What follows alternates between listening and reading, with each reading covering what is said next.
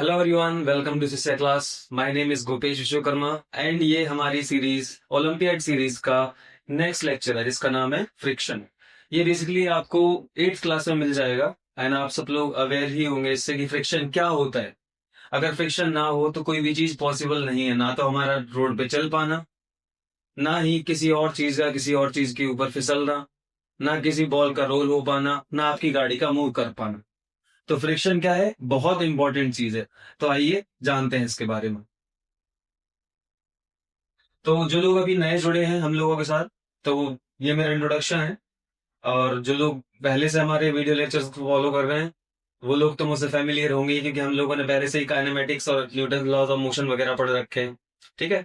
तो अगर जो जो लोग नए हैं तो वो लोग जाके प्रीवियस हमारे जो लेक्चर्स हैं वो देख सकते हैं, है ना। आपको प्लेलिस्ट में मिल जाएंगे, ओलंपियाड सीरीज का प्लेलिस्ट जो हमारे चैनल पे है, आप उस पर जाके उन्हें देख सकते हैं। ठीक है। आइए फ्रिक्शन के बारे में जानते हैं। फ्रिक्शन बहुत ही इंपॉर्टेंट चीज होती है in order to like move on a plane.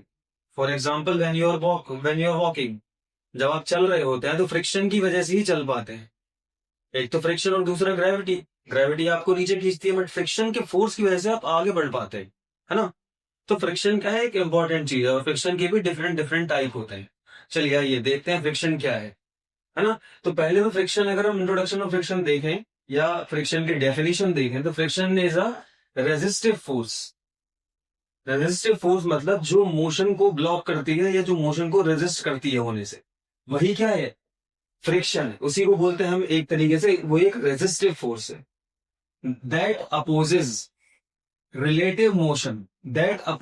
Relative motion मतलब ब्लॉक चल रहा है ना, तो उसके मोशन को ब्लॉक करने वाली फोर्स को क्या कहा जाता है? फ्रिक्शन कहा जाता है। जो बिटवीन टू सर्फेसेस एक्ट होती है, जो टू सर्फेसेस के बीच में एक्ट होती है। तो फ्रिक्शन कैसी फोर्स है बेटा? Is a kind of contact force. एक कॉन्टैक्ट फोर्स एक टाइप है जिसे हम कहते हैं friction force. For example, your foot on ground. जब आप ग्राउंड पे चलते हो तो फ्रिक्शन की वजह से आपका पैर अंदर की तरफ होता है, मतलब फोर्स की वजह से, जो ग्रेविटेशनल फोर्स लगा रही है उससे, उसकी वजह से आप क्या करते हो? जमीन को नीचे की तरफ दबाते हो। और फ्रिक्शन क्या करता है? आपको आगे बढ़ने में मदद करता है, क्योंकि वो क्या कर रहा है? आपके मोशन को अपोज कर रहा है ना। अगर ये ना हो तो सोचो क्या होगा। आप तो फिसल के गिर पड़ोगे ना। क्या होता है जब हम वाटरी सरफेस पे चलते हैं या किसी स्लिपरी सरफेस पे चलते हैं तो हम क्या होते हैं? हमारा फ्रिक्शन नहीं बन पा रहा हमारे पैर का, तो हम क्या होते हैं? फिसल जाते हैं, है ना। तो ये क्या है? एक रेजिस्टिव फोर्स है जो दो सर्फेसेस के बीच में लगती है ना। इसके अलग अलग टाइप होते हैं बेटा, देखते हैं चलो। पहला है स्टैटिक फ्रिक्शन, है ना।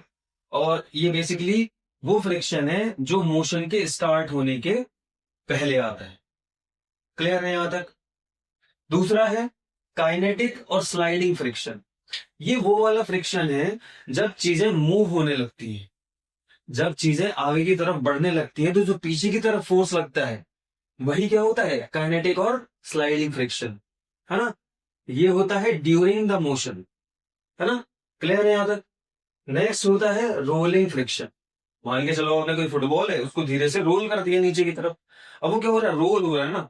आपकी गाड़ी का पहिया, आपकी साइकिल का टायर, ये रोड पे क्या हो रहा है बेटा? रोल हो रहा है ना। These are rolling. तो जब ये रोल हो रहे हैं तो इसी को क्या बोलते हैं? रोलिंग फ्रिक्शन, है ना। ये लगता है कहाँ पे? व्हील्स में, बॉल वेयरिंग्स। वेयरिंग्स वगैरह अगर आपने देखे हो तो बेसिकली एक सर्कल होता है जिसके अंदर एक और सर्कल होता है और उसमें छोटे छोटे क्या लगे होते हैं? बियरिंग्स, है ना। छोटे छोटे स्फीयर्स होते हैं, है ना। उन्हीं को बोलते हैं बॉल बियरिंग्स। नाउ एक और फ्रिक्शन, एक और टाइप है फ्रिक्शन का जो यहाँ पे नोट करने लायक है, वो क्या है? Fluid friction. जब मछली जल के अंदर मूव करती है, जो फिश पानी के अंदर तैर रही होती है, तो उसपे भी क्या होता है? एक फ्रिक्शन लगता है। किसकी वजह से? फ्लूइड की वजह से। फ्लूइड क्या करता है उसकी बॉडी में, मतलब जो पानी है वो मछली की बॉडी पे पीछे की तरफ एक फोर्स लगाती है, जिससे मछली उतनी रफ्तार से नहीं चल पाती जितनी रफ्तार से उसे चलना चाहिए होता है ना। तो ये टाइप है फ्लूइड फ्रिक्शन का। फ्लूइड फ्रिक्शन की वजह से ही मान के चलो, अगर यहाँ पे बहुत सारा पानी भरा है ना, किसी तालाब में आपने पत्थर फेंका, मतलब जोर से फेंक दिया एकदम। अगर जोर से फेंक दिया तो क्या होगा? यहाँ पे आगे मान के चलो इसकी स्पीड भी थी, तो यहाँ पे जब ये कुछ डेप्थ क्लियर कर जाएगा, है ना, कुछ डेप्थ पे आ जाएगा, तब वहां पे आगे इसकी स्पीड क्या हो जाएगी बेटा? स्लो हो जाएगी ना यार। और जो यू होगा वो लेस देन वी होगा। क्यों? क्योंकि इसमें फ्लूइड फ्रिक्शन एक्ट कर रहा है ऊपर की तरफ, है ना। तो बेसिकली ये भी एक टाइप है फ्रिक्शन का।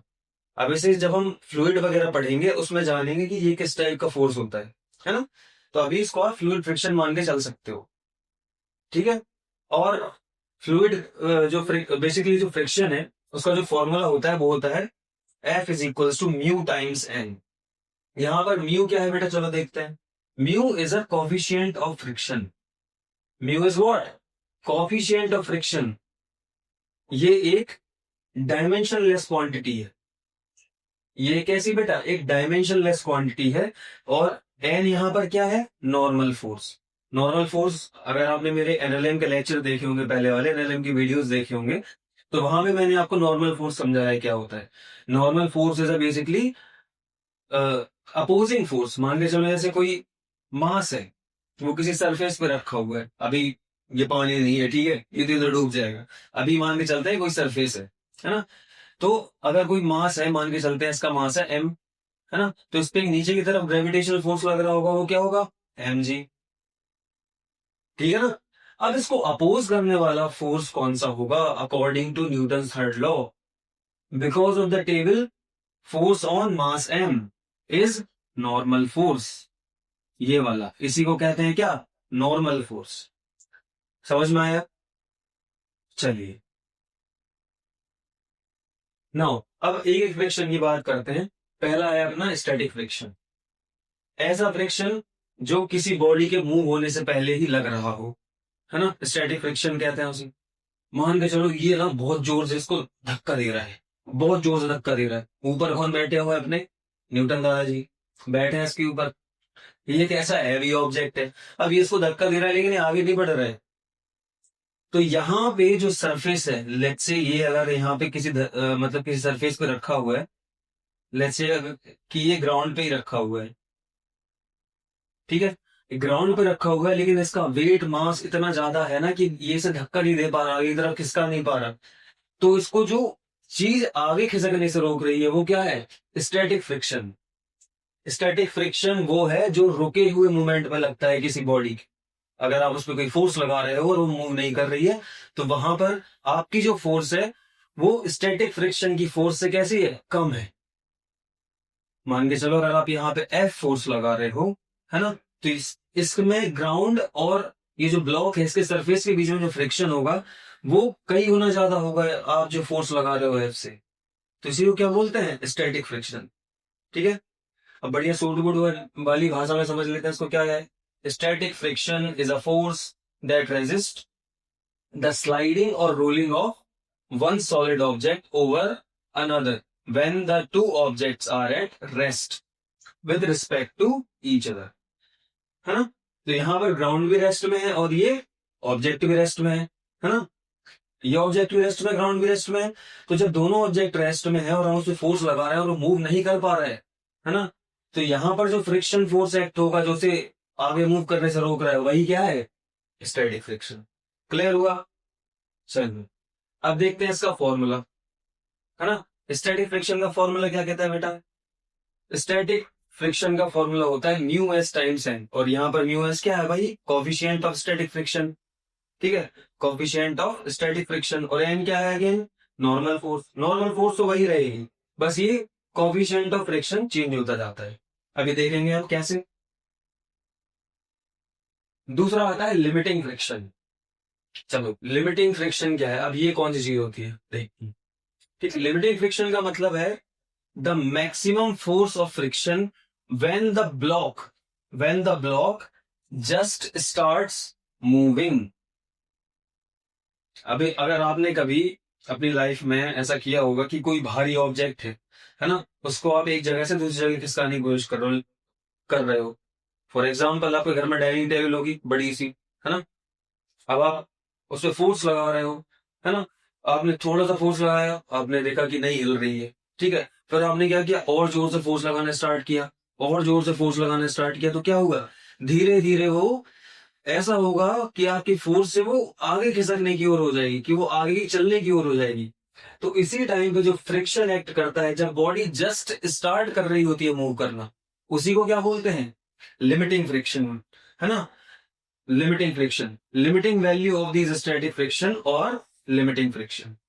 ठीक है, उस टाइम पे जब ये जस्ट स्टार्ट करेगी मूव करना, उसी को क्या बोलेंगे? Limiting friction. Got it? चलो नेक्स्ट आता है बेटा क्या, काइनेटिक और स्लाइडिंग फ्रिक्शन। चलो पहले ये देखो आप, इसमें क्या कर रहा है, एक बच्चा है ना, इस मेज को इस तरह खिसका रहा है, मतलब इसको पुश कर रहा है ना। अब ये जब इसे पुश कर रहा है तो इसके अपोज में, मतलब ये तो ग्राउंड है ना बेटा, अब ग्राउंड और मेज की जो निचली सतह है, इसके बीच में एक अपोजिंग फोर्स लग रहा होगा, उसे क्या बोलेंगे? Friction force, force of friction. ठीक है, ये क्या कर रहा है, ये क्या करेगा, इसको आगे मूव होने से इसे रोकने की कोशिश करेगा, बट ये जो पुशिंग फोर्स है ये इतनी ज्यादा है कि ये इसको ओवरकम कर जाती है स्टैटिक फ्रिक्शन को। तो ये क्या होने लगता है? मूव होने लगता है। और जब ये मूव होने लगता है उस टाइम पे जो फ्रिक्शन एक्ट करता है उसी को क्या बोलते हैं? काइनेटिक और स्लाइडिंग फ्रिक्शन। जब बॉडी मूव करने लगती है उस टाइम पे जो फ्रिक्शन एक्ट होता है उसी को बोलेंगे क्या? काइनेटिक और स्लाइडिंग फ्रिक्शन। क्लियर है? चलो अब इसकी अच्छी सूट बूट वाली भाषा देख लेते हैं, क्या कहता है।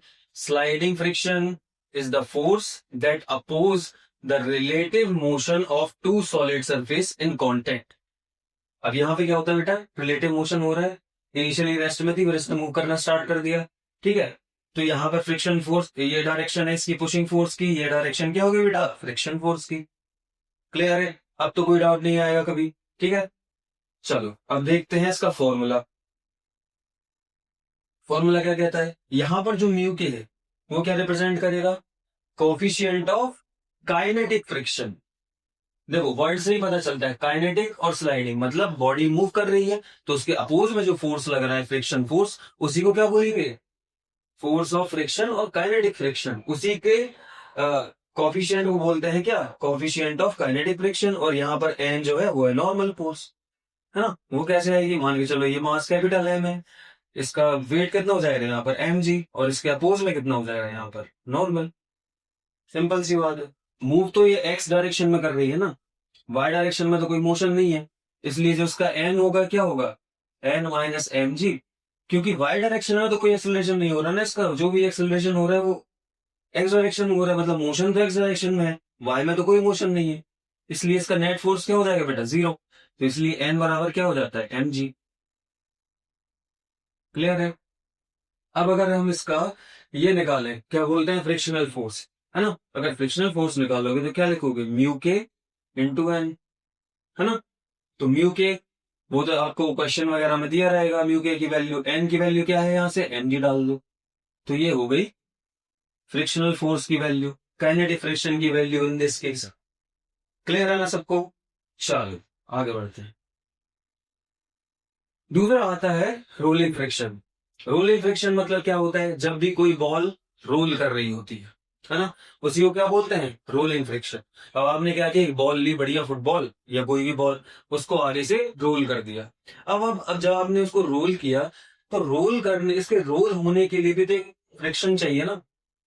मान के चलो अगर कोई फ्रिक्शन ना होता तो वो तो स्लाइड कर जाती उसी पे, मतलब ये जो है ना, मान के चलो अगर मैं इस इसके सबसे नीचे वाले पॉइंट को अगर ए बोल देता हूं और यहाँ पर कोई फ्रिक्शन नहीं है सरफेस और बॉल के बीच में, तो जब आपने इसे फोर्स लगाया इस तरफ, तो यहाँ पर जब ये पहुंचेगी तो ये पॉइंट यहीं पर रहने वाला, ये घूमने वाला नहीं है, स्लाइड कर जाएगी। अगर इसको रोल होना है तो यहाँ पर एक फ्रिक्शन और चाहिए, उसको बोलते हैं क्या?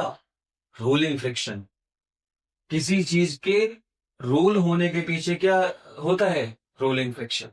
ठीक है, तो rolling friction is a type of force that opposes the motion of rolling body, that opposes the motion of rolling body. इसलिए ये क्या होता है?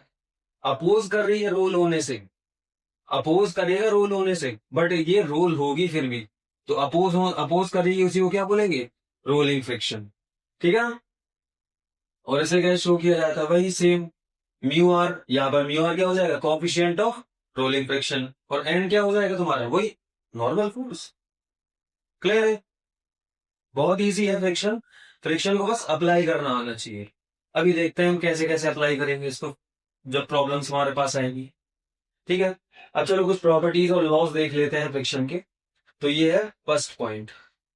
फर्स्ट पॉइंट को देखो क्या कहते हैं, friction is directly proportional to the normal force.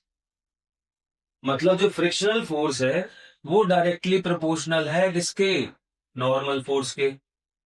अब हम भैया आप सब लोग समझदार हो, कमेंट में लिखो कि जब हम ये प्रोपोर्शनलिटी साइन हटाते हैं तब क्या होता है। जब प्रोपोर्शनलिटी साइन हटाते हैं और इक्वालिटी का साइन लगाते हैं तब वहां पे क्या, उसकी जगह पे क्या क्या चीजें आती हैं? कमेंट में लिख के बताओ फटाफट, है ना। जब फ्रिक्शनल फोर्स, यहाँ पर लिखा है frictional force is directly proportional to the normal force. अब आप सब लोग समझदार, आपको पता ही है, आपने लिख ही दिया है पहले ही, कि जब प्रोपोर्शनलिटी साइन हटाओगे तो वहां पर एक कांस्टेंट आता है। यही कांस्टेंट की वैल्यू को हम क्या बोलते हैं? Coefficient of friction, which is different in case of static, kinetic, rolling और in case of fluid friction. ठीक है, क्लियर हुआ? Okay. Friction is independent, second point है, friction is independent of the surface area in contact. अब आपको लग रहा होगा किसी चीज का सरफेस एरिया जितना ज्यादा बड़ा होगा उसको खिसकाने में उतनी ही दिक्कत होगी। नहीं, फ्रिक्शन का कोई लेना देना नहीं होता कांटेक्ट ऑफ एरिया से। चाहे कोई बड़ी सी चादर को आप खिसका रहे हो या किसी सुई को आप खिसका रहे हो उसी सरफेस पे, है ना, दोनों में फोर्स ऑफ फ्रिक्शन उतना ही रहेगा। जितना सुई में लगेगा उतना ही चादर में लगेगा, है ना। तो friction is independent of surface area and contact. ये इंपॉर्टेंट पॉइंट है गाइस, लिख लेना इसको, अच्छे से दिमाग में बैठा लेना कि friction is independent of the surface area. ये कई जगह पे पूछा गया ये क्वेश्चन, है ना। कई बार होता है लोग मतलब ऐसे लगा के आ जाते हैं आंसर कि भाई चलो यही होगा, लंबा एरिया तो फ्रिक्शन ज्यादा लगेगा। नहीं, ऐसा नहीं है। फिजिक्स में तुक्के कभी काम नहीं करते, याद रखना, है ना। नेक्स्ट पे आता है, क्या कहता है? स्टैटिक फ्रिक्शन की वैल्यू हमेशा बड़ी होगी किससे? काइनेटिक फ्रिक्शन से। अभी देखेंगे, अभी बताता हूँ कि कैसे। Static friction is always greater then kinetic friction. अभी इसका एक अच्छा सा क्वेश्चन है जो ओलंपियाड में आया हुआ है ना। Static friction is always greater than equals to kinetic friction. या तो स्टैटिक फ्रिक्शन काइनेटिक फ्रिक्शन के बराबर होगा या हमेशा उससे बड़ा होगा। वही यहां पर लिखा हुआ है, F is less than equals to mu S. मतलब जो स्टैटिक फ्रिक्शन है वो हमेशा कैसा होगा? बड़ा होगा। किससे? काइनेटिक फ्रिक्शन की वैल्यू से, है ना। और इसी को क्या बोला जाता है? Limiting friction condition, when is body is just about to start to move. ठीक है, क्लियर है? आगे बढ़ते हैं। चलो, अब भैया ये तो बता दिया फ्रिक्शन क्या है, अब ये बताओ कि इसको खत्म कैसे करें। तो पहली चीज, यूज ऑफ लुब्रिकेंट्स। मतलब ल्यूब्रिकेंट्स का यूज करना, फॉर एग्जांपल ऑयल, ग्रीस और इधर पाउडर। आपने कैरम खेला है? कैरम, कैरम में क्या होता है?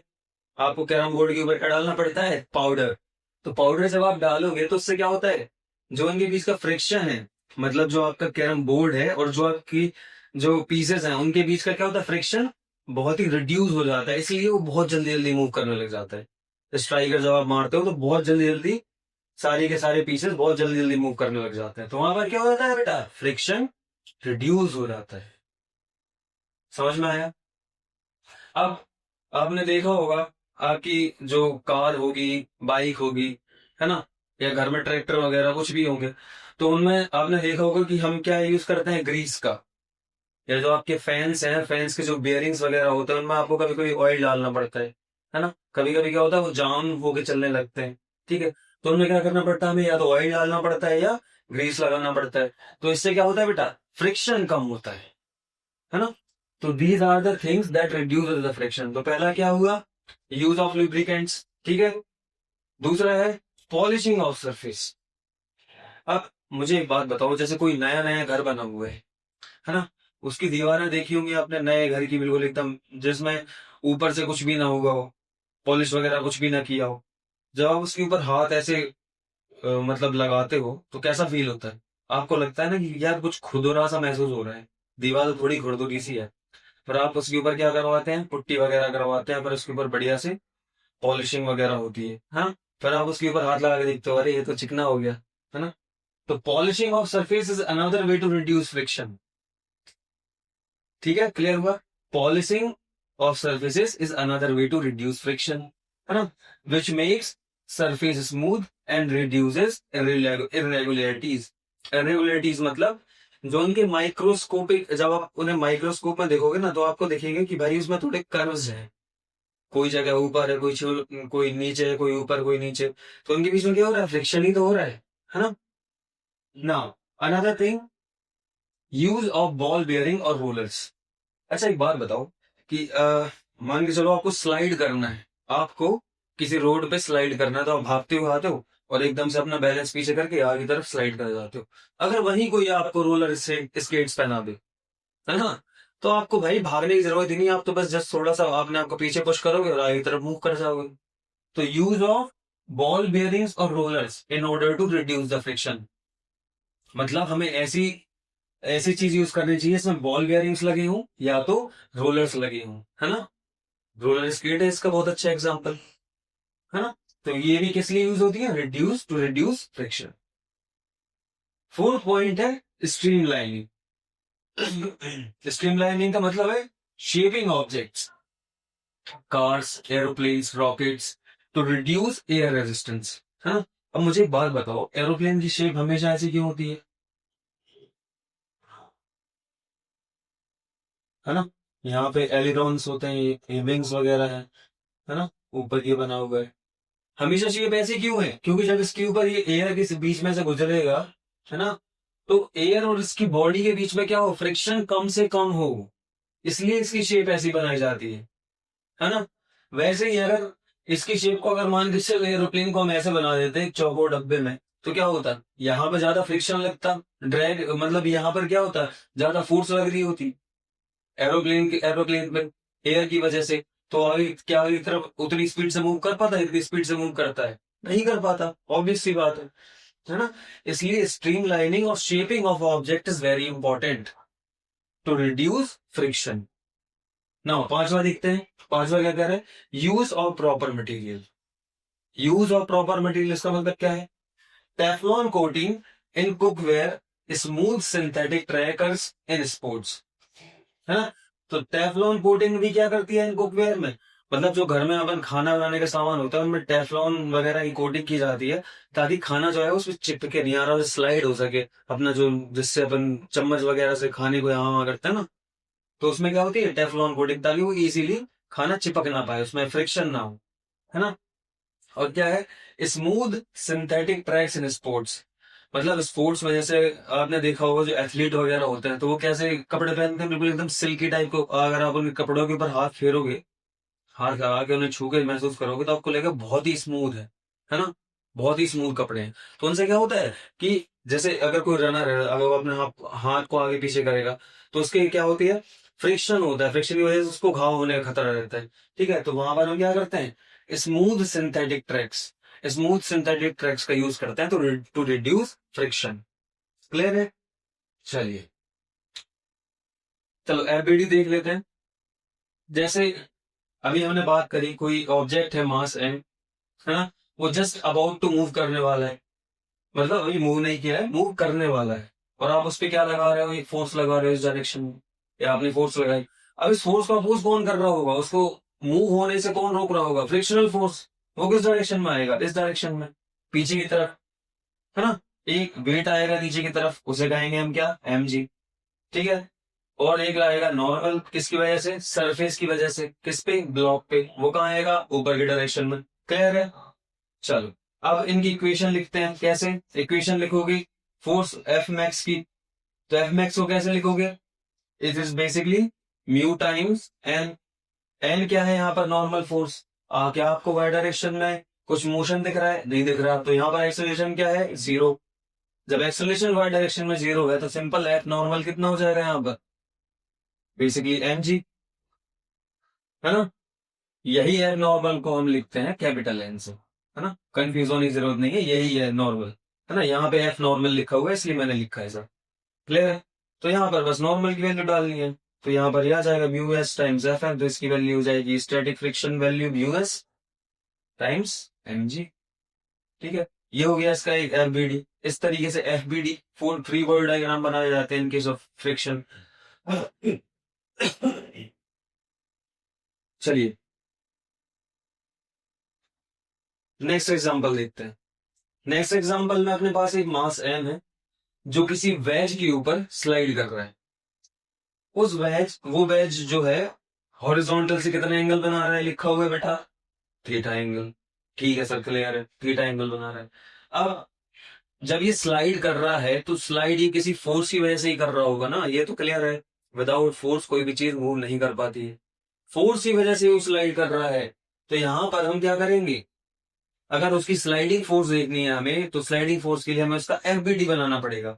अब ये मास एम है, मास एम क्या करेगा, अपने जो मिड पॉइंट है या इसका जो आप कहते हो सेंटर ऑफ मास है, ये सेंटर ऑफ ग्रेविटी है, वहां से क्या लगाएगा, एक एम जी वेट डायरेक्टली नीचे की तरफ, और कहीं नहीं, डायरेक्टली नीचे की तरफ, है ना। तो ये तो एम जी लग गया। अब ये बताओ, ये एम जी ही तो है जो इसको नीचे की तरफ खिसका रहा है, ग्रेविटी ही तो है जो इसको नीचे की तरफ ले जा रही है ना। और कोई फोर्स तो नहीं है यहाँ पर जो हमने इसको पीछे धक्का दिया हो।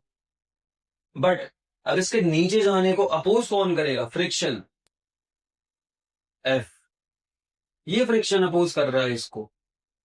ठीक है, तो हम इसकी एफबीडी कैसे बनाएंगे। अब आप देखो, ये एक ट्राइंगल है, अगर मैंने यहां से इस एम जी के डायरेक्शन में एक परपेंडिकुलर डाला हॉरिजॉन्टल पे, तो ये तो परपेंडिकुलर डल गया ना इस पे, मतलब इसके और इसके बीच में, ये जो परपेंडिकुलर है और हॉरिजॉन्टल के बीच में ये वाला एंगल कितना आएगा बेटा, 90 डिग्री। ठीक है, ये एंगल थीटा है तो ये वाला कितना आएगा, 90 माइनस थीटा। ठीक है, और इससे अगर मैं एक नॉर्मल निकालूं, इससे अगर मैं एक नॉर्मल निकालूं परपेंडिकुलर डायरेक्शन में, परपेंडिकुलर किसके, ये इस डायरेक्शन में, मतलब अगर आप इसको हाइपोटेनियस कहते हो तो हाइपोटेनियस के परपेंडिकुलर अगर मैं एक लाइन निकालूं तो ये हाइपोटेनियस से कितना एंगल बना रही होगी बेटा, 90। ठीक है, ये कितना है 90 माइनस थीटा, तो ये वाला एंगल कितना होगा बेटा, थीटा, क्योंकि ये टोटल 90 है ना, और ये 90 माइनस थीटा है, तो ये वाला एंगल सिंपल कितना होना चाहिए, ये वाला स्मॉल थीटा। करेक्ट है। अब क्या करो, कोई लोड लेने की जरूरत नहीं है, एम जी के कंपोनेंट ले लो। एम जी के कंपोनेंट लोगे तो कहाँ आएगा, अलोंग दिस लाइन, मतलब along the way of theta, जहां पर थीटा है, थीटा और एमजी के बीच में, थीटा और एमजी के बीच में जब कंपोनेंट लोगे तो इस डायरेक्शन में क्या कंपोनेंट आएगा बेटा, M G cos of theta. Correct है। अब अगर एम जी का परपेंडिकुलर डायरेक्शन में कंपोनेंट लोगे तो ये क्या आएगा बेटा, एम जी साइन थीटा। ठीक है, अब मुझे एक बात बताओ क्लियरली कमेंट में लिख के कि यहां पर जो मोशन है वो कहां पर हो रहा है, ऐसे हो रहा है कि ऐसे हो रहा है। देख ही रहा है भाई कि सिंपल मोशन इसी डायरेक्शन में हो रहा है, आप लोग बिल्कुल सही हो, है ना। मोशन जो है वो इसी डायरेक्शन में हो रहा है, तो इस डायरेक्शन में कुछ ना कुछ एक्सेलरेशन बॉडी का जरूर है, ये तो पक्का है। मगर ये वाली डायरेक्शन में कोई मोशन नहीं हो रहा है, तो यहां पर इस डायरेक्शन में एक्सेलरेशन बेटा क्या होगा, 0। ठीक है, इसलिए डायरेक्टली नॉर्मल जो है वो एम जी कॉस थीटा को सपोर्ट कर रहा होगा, तभी तो ये चिपका हुआ है ना। तो इसको क्या लिखोगे आप, N is equals to M G cos of theta, लिख दिया। क्लियर है। अब इस डायरेक्शन के मोशन को अपोज कौन सा फोर्स कर रहा है, जो अभी अपन ने पढ़ा, फ्रिक्शन फोर्स। और कौन सा फ्रिक्शन, काइनेटिक फ्रिक्शन, क्योंकि ये क्या कर रहा है, स्लाइड कर रहा है ना। तो ये फ्रिक्शन, इसको हम लिखेंगे लेट्स से एफ के लिख लेते हैं इसको। तो एफ के की वैल्यू हमने क्या पढ़ी थी, म्यू के टाइम्स एन। ठीक है, अब यहाँ पे करना कुछ नहीं होता, एन की वैल्यू डालनी है तो यहाँ से एफ के की वैल्यू मिल जाएगी यहाँ पे mu K times M G cos theta. ठीक है, यहाँ पर एम जी साइन थीटा लग रहा है, डायरेक्शन ऑफ मोशन क्या है, ये वाली। ठीक है, इस डायरेक्शन में अपन फोर्स इक्वेशन लिख देंगे, अपन को आंसर मिल जाएंगे जो भी क्वेश्चन अपन से पूछ रहा होगा। क्लियर है, चलिए आगे बढ़ते। चलो, अच्छा क्वेश्चन है ये वाला। क्वेश्चन पढ़ो बेटा, पहले सबसे पहले क्वेश्चन पढ़ो। ठीक है, क्वेश्चन पढ़ोगे आपको आंसर खुद ब खुद ही मिल जाएगा। 4 students were asked to arrange forces due to rolling, static and sliding frictions in decreasing order. Their arrangements are given below, choose the correct arrangement. ठीक है, तो ये क्या कह रहा है कि यहां पर हमें रोलिंग, स्टैटिक एंड स्लाइडिंग जो फ्रिक्शन है, उन सारे फ्रिक्शंस को हमें डिक्रीजिंग ऑर्डर में लिखना है, इन डिक्रीजिंग ऑर्डर। ठीक है, तो मतलब कौन सा फ्रिक्शन सबसे ज्यादा बड़ा है, कौन सा फ्रिक्शन सबसे ज्यादा बड़ा है। चलो एक अच्छा सा एग्जांपल लेते हैं इसका, मान के चलते हैं एक हाथी है। ठीक है, हाथी अपनी जगह पर खड़ा हो गया और भाई तुम हो हरक्यूलिस। हरक्यूलिस गया हाथी को पहले, उसको मतलब ऐसी हिला के देखने की कोशिश करी, हाथी हिलेगा नहीं, वो नहीं हिलेगा। तो हरक्यूलिस क्या करेगा, अपनी गॉड पावर यूज करेगा, फिर उसको धीरे बहुत ताकत लगा के उसको आगे की तरफ मूव करने की कोशिश करेगा।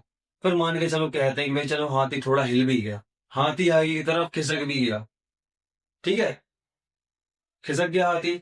अब जब वो रुका हुआ था तब कौन सा फ्रिक्शन लग रहा था, स्टैटिक, ठीक है। और उस टाइम पे हमें क्या करना पड़ रहा था, हाथी को आगे मूव करने के लिए बहुत ज्यादा फोर्स लगाने की कोशिश करनी पड़ रही थी। लेकिन जब वो धीरे धीरे फिसलने लगा तो आप क्या करोगे, उसी एक फोर्स से चलते रहोगे या उससे कम फोर्स उस पर लगाओगे, क्योंकि वो ऑलरेडी मूव कर चुका है ना, और ऑलरेडी मूव कर रहा है, मोशन है वो तो वहां पर फिर कौन सा फ्रिक्शन आएगा बेटा, स्लाइडिंग, ठीक है। अब अगर वही मैंने हाथी को रोलर स्केट्स पहना दिए, है ना, और फिर हरक्यूलिस आया उसको धक्का देने के लिए, फिर क्या होगा, हाथी को तो आप भाई फिर आराम से ही धक्का दे सकते हो ना, क्योंकि रोलर स्केट पहना दिए उसको, तो उसकी रोलिंग कैसी होगी, ज्यादा होगी। तो वहां पर रोलिंग फ्रिक्शन क्या होगा बेटा, सबसे कम होगा रोलिंग फ्रिक्शन, ठीक है। तो सबसे बड़ा कौन, स्टैटिक चाचा, उसके बाद कौन, स्लाइडिंग, स्लाइडिंग के बाद रोलिंग। तो सबसे बड़ा फ्रिक्शन कौन सा है, स्टैटिक, उसके बाद कौन सा है, स्लाइडिंग, उसके बाद कौन सा है, रोलिंग। तो रोलिंग सबसे छोटा है, स्टैटिक सबसे बड़ा है, स्लाइडिंग उसके बीच का है। ध्यान रहेगा ये। चलिए चलो अगला क्वेश्चन देखते हैं। The frictional force of the floor on an large suitcase is least when the suitcase is, मान के चलो एक सूटकेस रखा हुआ है भैया ये, है ना, और ये अपना फ्लोर है, फ्लोर के ऊपर रखा है। अब हम क्या करें कि इस पे जो फ्रिक्शनल फोर्स है वो सबसे कम लगे। चलो पहला ऑप्शन देखते हैं, pushed by a floor parallel to the floor, मतलब अगर मैं इसको फोर्स ऐसे इस डायरेक्शन में लगाऊं, इसको सीधा खिसकाने की कोशिश करूं, तो क्या आपको लगता है कि इस डायरेक्शन में अगर मेरा फोर्स लगाने से ये जो फ्रिक्शनल फोर्स है वो कम हो जाएगी, मतलब सूटकेस बहुत जल्दी खिसक जाएगा, आगे बहुत कम फोर्स से खिसक जाएगा। चलो एनालाइज करेंगे इन चीजों को भी। दूसरा क्या है, dragged by a force parallel to the floor, आप यहां से इसको हैंडल से खींच रहे हो इस डायरेक्शन में। तो बी ऑप्शन भी ए ऑप्शन दोनों सिमिलर है, क्योंकि या तो आप पीछे से फोर्स लगाओ या आगे से उसको खींचो, बात तो एक ही है ना। चलो ये दोनों सिमिलर हो गए। तीसरा क्या कह रहा है, pulled by a force directed at an angle above the floor. अब ये ऑप्शन था ए, ये ऑप्शन था बी, और अब आपको कह रहा है कि वो आप किसी एंगल पे हॉरिजॉन्टल से उससे किसी फोर्स से खींच रहे हो, ठीक है। ये कौन सा हो गया ऑप्शन आपका, लेट्स से ये हमारा बी था, ये ए था, और ये हमारा सी ऑप्शन है।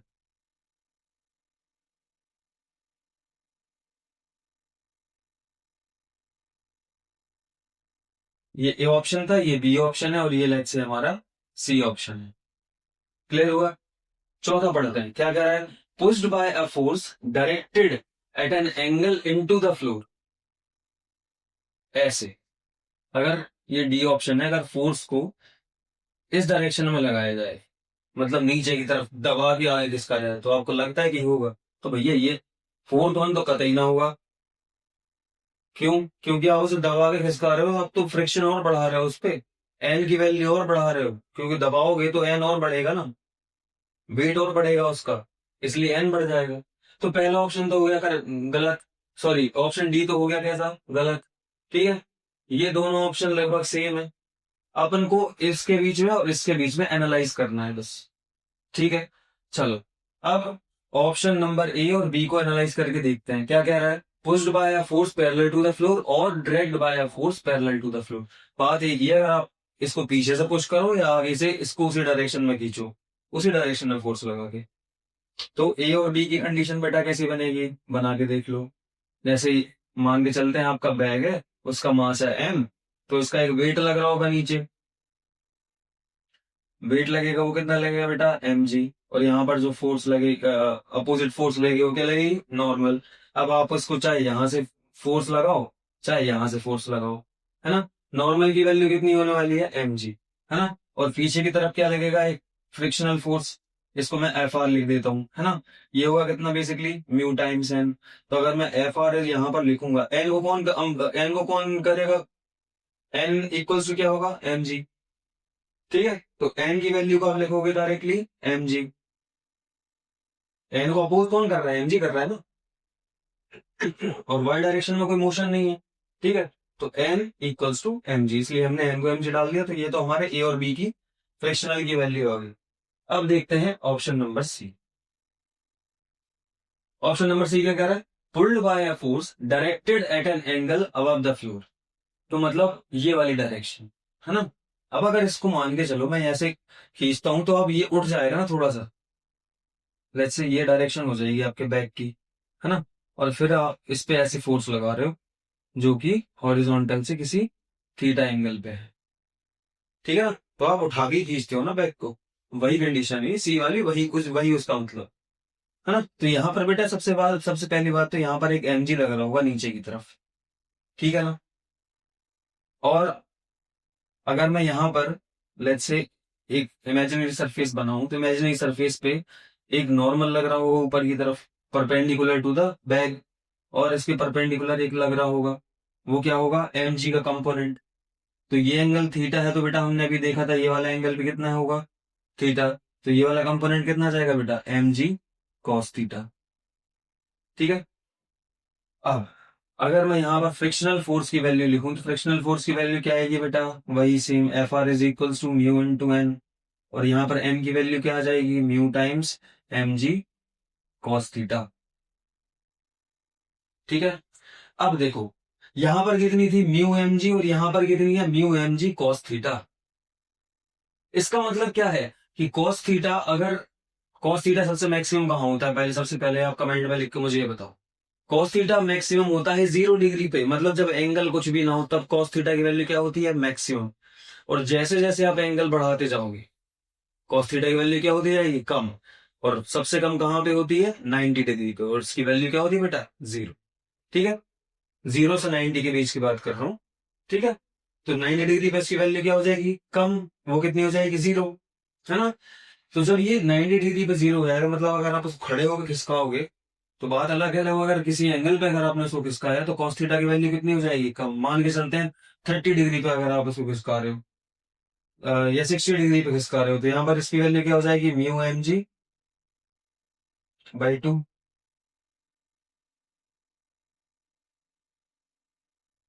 म्यू एम जी बाई 2, है ना। तो सबसे कम कहां पे फ्रिक्शन लगेगा बेटा, सी पे, मतलब सी कंडीशन में। ए और बी में तो अगर आप उसको पुश करोगे या पुल करोगे तो कितना लगने वाला है, M G cos theta, sorry M G cos zero. Cos zero की वैल्यू कितनी है, 1। तो फ्रिक्शनल फोर्स नहीं लगने वाली है। मगर जब आप उसे किसी एंगल पे पुल करोगे तो वहां पर क्या हो जाएगा, कॉस थीटा की वैल्यू कम हो जाएगी, इसलिए म्यू एम जी की वैल्यू भी कैसी आएगी, कम ही आएगी, है ना। आप किसी एक एंगल पे देख लो, क्योंकि जीरो जीरो एंगल से जब आप ऊपर की तरफ बढ़ोगे तो कॉस थीटा की वैल्यू क्या होगी, कम ही होती जाएगी। तो अगर आप किसी एंगल पे इसको खींचोगे तो वहां पर फ्रिक्शनल फोर्स की वैल्यू क्या हो जाएगी, कम हो जाएगी, इसलिए ऑप्शन सी इज करेक्ट। ठीक है, ये हो गया, आगे बढ़े।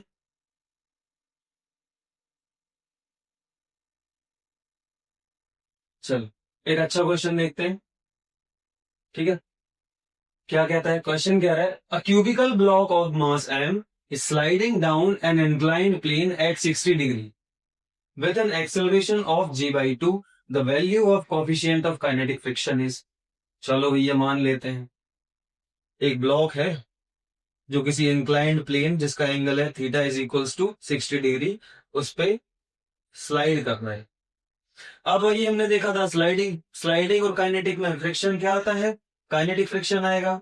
काइनेटिक फ्रिक्शन की वैल्यू को हम क्या लिखेंगे, F is equals to mu K times M. ठीक है, ब्लॉक का मास कितना दिया हुआ है, एम। वेट लगेगा नीचे की तरफ, कितना लगेगा बेटा, एम जी। ठीक है, लगा। अब क्या है, क्या रहा है, स्लाइड कर रहा है, मतलब मोशन किस डायरेक्शन में है, नीचे की तरफ। तो एम जी का एक कंपोनेंट आएगा नीचे की डायरेक्शन में, वो उसको क्या करेगा, नीचे की तरफ मूव करा रहा होगा, है ना। और सरफेस मास के ऊपर एक परपेंडिकुलर फोर्स लगा रहा होगा। ठीक है, तो ये क्या हो जाएगा बेटा, एन, मतलब नॉर्मल फोर्स। ठीक है, तो नॉर्मल फोर्सेस के ऊपर लगा रहा है एंड एन, ठीक है। अब एन को अगर मैं नीचे की तरफ बढ़ाऊं तो इस डायरेक्शन में भी तो एम जी का एक कंपोनेंट आ सकता है ना, जो भी हमने देखा था। अगर ये एंगल थीटा है तो ये एंगल कितना होगा बेटा, अभी देखा था थोड़ी देर पहले 90 माइनस थीटा, ये वाला एंगल कितना होगा थीटा। और अगर एम जी का मैं इस डायरेक्शन में कंपोनेंट लिया तो ये कितना आ गया एम जी कॉस थीटा। और इसका अगर इस डायरेक्शन में कंपोनेंट लिया perpendicular to M G cos theta, that will be M G sine theta. ठीक है, क्लियर है यहां तक? चल, अब मोशन हो रहा है इस डायरेक्शन में और एक्सेलरेशन दे रखा है g/2, लिख दो g/2। फ्रिक्शनल फोर्स की वैल्यू कितनी है, म्यू के टाइम्स एन। अब बस कुछ नहीं करना है, इक्वेशन लिखते जानी है और आंसर आ जाएगा अपना।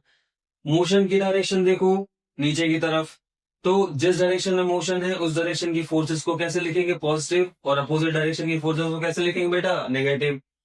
तो पॉजिटिव फोर्स क्या आ जाएगी, M G sine theta. Clear है? अपोजिट कौन सी फोर्स लग रही है, फ्रिक्शनल फोर्स। फ्रिक्शनल फोर्स कितनी है, म्यू के टाइम्स एन, तो इसको लिखो नेगेटिव म्यू के into N equals to mass times acceleration. Force वही है ना, net force, mass times acceleration. Mass कितना है एम, एक्सेलरेशन कितना है g/2, इसी से तो नीचे जा रहा है वो, तो m इंटू g/2। करेक्ट है? ये किस डायरेक्शन में हो गई, in the direction of motion, इसको बोल दो इक्वेशन नंबर 1। ठीक है, अब डायरेक्शन ऑफ मोशन के परपेंडिकुलर भी तो दो फोर्सेस हैं, एक है नॉर्मल और दूसरी है एम जी कॉस थीटा, और एक दूसरे के दोनों अपोजिट हैं। और इस डायरेक्शन में कोई भी मोशन नहीं हो रहा है, इसलिए आप क्या लिखोगे, N equals to M G cos theta. Correct है? समझ में आया? क्लियर है? एन की वैल्यू को 1 रख दो, तो ये कितना आ गया एम जी साइन, और थीटा की वैल्यू भी डाल ही दो। थीटा की वैल्यू कितनी है 60, तो ये आ गया साइन 60 माइनस म्यू के निकाल लेंगे, तो म्यू के को म्यू के लिख रहने दो। यहां पर डालोगे तो कितना आ जाएगा, M G cos 60 is equals to M into g/2। यही आएगा ना बेटा? क्लियर है?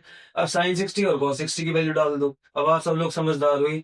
सबसे पहले एक काम करो, एम जी, ये वाला एम जी और ये वाला एम जी, ये तीनों एक दूसरे से कैंसिल हो जाएंगे। साइन 60 की वैल्यू बता दो फटाफट, √3/2। कॉस 60 की वैल्यू बता दो कितनी है, कितनी है 1/2। तो ये आ जाएगा म्यू के इंटू 1/2 इक्वल्स टू 1/2। अब ये 2 भी तो नीचे इनको उड़ा दो फटाफट, बिल्कुल अपन को वो नहीं करना है, जो कटना है काट दो। √3 माइनस म्यू के इक्वल्स टू 1। बस इसको रीअरेंज कर लो तो ये क्या आ जाएगा, √3 minus 1, √3 - 1 is equals to mu K. यही वैल्यू है, बस यही हमारा आंसर था। इतनी इजी क्वेश्चन आता है यार, कर ही सकते हो आराम से। ठीक है, चले अगला क्वेश्चन देगा। Okay, next question, a block of mass 5 kg।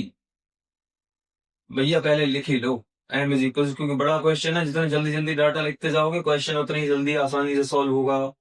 जितना बड़ा क्वेश्चन आपको दिखे ना, तो क्वेश्चन पढ़ते जाओ, डाटा लिखते जाओ, आसानी से फिर बाद में सॉल्व करने में मदद मिलेगी। नहीं तो फिर क्या होगा, फिर से भैया क्वेश्चन पढ़ने बैठ गए, टाइम निकल जाएगा इतने में, तो वो नहीं करना है अपन को। जहां बड़ा क्वेश्चन दिखे पेन उठा लिया, लिखते गए फटाफट। मास कितना कह रहा है, 5 kg। Placed at rest, word पकड़ो, रेस्ट, बात पकड़ ली हुई है, ठीक है, रेस्ट। तो इनिशियल वेलोसिटी क्या हो गई, 0। On a table with a rough surface, अब रफ सरफेस है तो मान के चलो फ्रिक्शन तो आने वाला है। Now if a force of 30 newton is applied on the direction parallel to the surface. ठीक है, अब इतनी बड़ी लाइन है, उसको लिखोगे कहाँ, तो इससे अच्छा इसका चित्र ही बना लो। ये ब्लॉक है जिसका मास हमको कितना दिया हुआ है, 5 kg। एक पैरेलल फोर्स लग रहा है, फोर्स की वैल्यू कितनी दी हुई है, 30 न्यूटन। ठीक है, क्लियर है?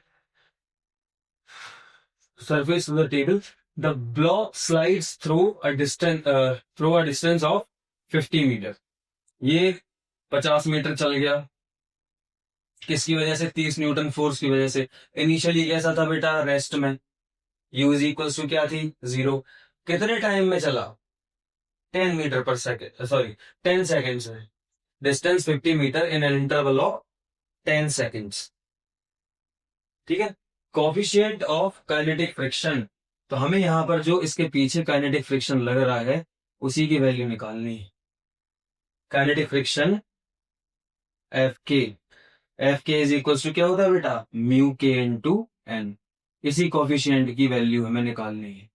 अब मुझे एक बात बताओ, जब ये ब्लॉक जमीन पे खिसक रहा होगा बेचारा, तो इसके ऊपर एक वेट वेट लग रहा होगा कहाँ पे, नीचे की तरफ एम जी, ऊपर की तरफ क्या लग रहा होगा, एक नॉर्मल। नॉर्मल इसे सपोर्ट करेगा, अब तो बताने की जरूरत नहीं है ना भैया। ठीक है, तो एम की वैल्यू लिख दो फटाफट। M is equal to M G. Mass कितना दिया हुआ है 5, जी को कितना बोला है 10, तो ये कितना हो जाएगा 5 मल्टीप्लाई 10 बराबर 50। 50 तोला हो गया। क्लियर। चल अभी आगे की तरफ बढ़ रहा है। ठीक है, बढ़ने दो, कोई दिक्कत नहीं है, बढ़ते रहो आगे की तरफ। वो बढ़ रहा है मतलब मोशन की डायरेक्शन क्या है ये, अगर मोशन हो रहा है तो कुछ एक्सेलरेशन भी होगा। ठीक है, क्योंकि रेस्ट से स्टार्ट हुआ है ना, और जब मूव करेगा तो कुछ वेलोसिटी आएगी। तो वेलोसिटी आएगी, तो वेलोसिटी में क्या हो रहा है, चेंज हो रहा है किसके साथ, टाइम के साथ। जब चेंज हो रहा है तो क्या आएगा, एक्सेलरेशन। तो एक्सेलरेशन तो पक्का है आना, मतलब फोर्स लग रहा है। तो कितना, 30। आगे की तरफ, पीछे की तरफ क्या, म्यू के इंटू एन, तो फटाफट लिख दो। म्यू के और एन की वैल्यू हम निकाले चुके हैं, कितनी है बेटा, 50, है ना। Equals to mass into acceleration. Mass कितना ब्लॉक का 5, एक्सेलरेशन कितना माना है ए, तो कितना आ जाएगा 5 इंटू ए। करेक्ट है। इसको बोल दो बेटा इक्वेशन नंबर 1। शांति से इसको भी सुमड़ी में रख लो, कोई दिक्कत नहीं। अब देखते हैं और क्या क्या डाटा दिया हुआ है। एक डाटा दिया हुआ है हमें कि ये 50 मीटर चल रहा है, इनिशियल वेलोसिटी 0 है और टाइम दिया हुआ है। अरे हमें तो पता है यार, काइनेमेटिक्स में एक इक्वेशन होती है, S is equals to U T, not mu T, it's U T plus half A T square. ठीक है, अगर मैं ये इक्वेशन लगाऊं तो मुझे एक्सेलरेशन मिल सकता है ना, एक्सेलरेशन मिल जाएगा। मैं एक्सेलरेशन की वैल्यू इस पर डालूंगा, मुझे फट से म्यू के मिल जाएगा। बस वही करना है। एस पता है कितना चल रहा है, 50, 50 लिख दिया। इनिशियल वेलोसिटी कितनी है, यू 0 है, तो पहले टर्म 0, फिर आ जाएगा कितना बेटा, हाफ। एक्सेलरेशन निकालना है ए, और टोटल टाइम कितना लग रहा था बेटा, 10 सेकेंड। तो 10 सेकेंड का स्क्वायर करोगे तो कितना आ जाएगा, 100। 2 को 100 से मार दोगे तो कितना आ जाएगा, 50। और ये वाला 50 से ये वाला 50, आप लोग समझदार हो, ये कैंसिल हो जाएगा भैया, क्योंकि यहाँ पे 0 है, तो एक्सेलरेशन की वैल्यू कितनी आ गई बेटा, 1। ठीक है, अब इस इक्वेशन को ध्यान में रखो, 30 माइनस म्यू के into 50 is equals to 5a। ठीक है, आगे स्लाइड में देखते हैं। तो ये कितना था, 30 माइनस म्यू के into 50 is equals to 5a। और एक्सीलरेशन की वैल्यू हमें पिछली स्लाइड से कितनी मिली थी, 1 मीटर पर सेकेंड स्क्वायर। ए की वैल्यू डाल दो फट से, तो ये कितने हो गया, 30 म्यू के 50 और बराबर 5। क्लियर है। म्यू के इंटू 50 को इस तरफ ले जाओ, इसको यहाँ पे ले आओ, तो ये कितना हो जाएगा 25। ये कितना हो जाएगा, म्यू के 50। 50 को डिवाइड मार दो तो कितना जाएगा, 1/2 इज इक्वल टू म्यू के। और सस्ते में लिखना चाहो तो 0.5। खत्म, यही था, बस यही था, अब कुछ नहीं है, यही निकालना था। कोएफिशिएंट ऑफ काइनेटिक फ्रिक्शन आ गया, देखो कितना इजी था। चल अगला क्वेश्चन देखते हैं फटाफट, है ना। A body of mass 10 kg is moving with an initial speed of 20 metre per second. फटाफट लिखते जाओ। मास कितना दे रखा है बेटा, 10 kg लिख लिया। ठीक है, इनिशियल स्पीड कितनी दे रखी है, 20 मीटर पर सेकेंड। ठीक है, the body stops after 5 seconds, मतलब स्टॉप हो रही है तो फाइनल वेलोसिटी कितनी हो गई, 0। इन दोनों के बीच में टाइम कितना लग रहा है, 5 सेकेंड्स। ठीक है, क्लियर है। ठीक है, due to the friction between the body and the floor the value of coefficient of friction is. अब हमें क्या करना है, बॉडी का काइनेटिक फ्रिक्शन पता करना है ना। तो मान लेते हैं इसका मास एम ही है, एम जी लगेगा नीचे, नॉर्मल करेगा इसको सपोर्ट, है ना। इस डायरेक्शन में ये मूव कर रही थी, मान के चलते हैं कि इसका फोर्स था इस पे जो लग रहा था वो external force M, mass into acceleration, और इस पे जो पीछे लग रहा है वो है क्या है, फ्रिक्शन एफ आर। ठीक है, तो एन सपोर्ट कर रहा है एम जी को, क्योंकि वाई डायरेक्शन में कोई मोशन है नहीं, तो एन बराबर क्या हो गया बेटा, एम जी। एम जी को कैसे और लिखोगे, मास कितना दिया हुआ है 10 के जी। 10 के जी में अगर जी की वैल्यू 10 डाल दोगे फॉर कन्वीनियंस, है ना। जी की 9 पॉइंट होती है वैसे, तो 9.8 डाल के कैलकुलेशन इजी करने के लिए 10 डाल देते हैं। ठीक है, तो 10 मल्टीप्लाई 10 करोगे तो कितना जाएगा बेटा, 100। ठीक है। एफ आर आपको पता ही है, फ्रिक्शन की वैल्यू कितनी होती है, म्यू टाइम्स एन, करेक्ट है। The value of coefficient of friction यही निकालनी है। अब इस डायरेक्शन में लगने वाली फोर्सेस को निकाल दो, है ना। जब इस डायरेक्शन में मोशन हो रहा है ऑलरेडी, अब मुझे देखो, सबसे पहली बात तो मुझे एक्सेलरेशन पता करना पड़ेगा, क्या आएगा, क्योंकि आगे लगने वाली कोई फोर्स है नहीं। मान के चल रहे हैं किसी एक्सेलरेशन से मूव कर रहा है, तब हमने जाके ये फोर्स लिखी है, और इस फोर्स को अपोज कौन कर रहा है, mu into N. So mu N is equals to mass into acceleration, ये बन गई आपकी एक इक्वेशन। ठीक है। एक्सेलरेशन आपको कहां से मिल जाएगा, ये वाले पार्ट से। एक्सेलरेशन यहाँ पे क्या आ जाएगा बेटा, final velocity minus initial velocity divided by time. तो एक्सेलरेशन मिल गया आपको 0 माइनस 20 डिवाइडेड बाई 5। एक्सेलरेशन कितना है, -4। मतलब बॉडी डी एक्सेलरेट हो रही है, बॉडी धीरे धीरे जाके फाइनल में रुक रही है, इसलिए एक्सेलरेशन कैसा आया है, नेगेटिव। ठीक है। कुछ मत करो, इसको यहाँ पे डाल दो म्यू एन बस।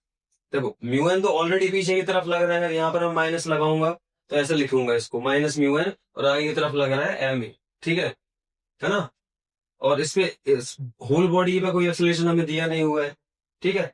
तो इसको मैं लिखूंगा minus mu N. Minus mu N की वैल्यू पता थी हमें 100 है ना। और यहाँ पर मास है एम, एम की वैल्यू भी अगेन आप चलो लिख ही लो।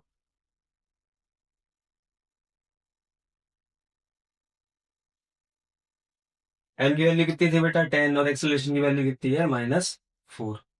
चलो कुछ मत करो, म्यू निकालना है तो म्यू निकाल लो आराम से। 10 से ये जाएगा 10 टाइम्स, तो ये कितना हो जाएगा 4/10, है ना।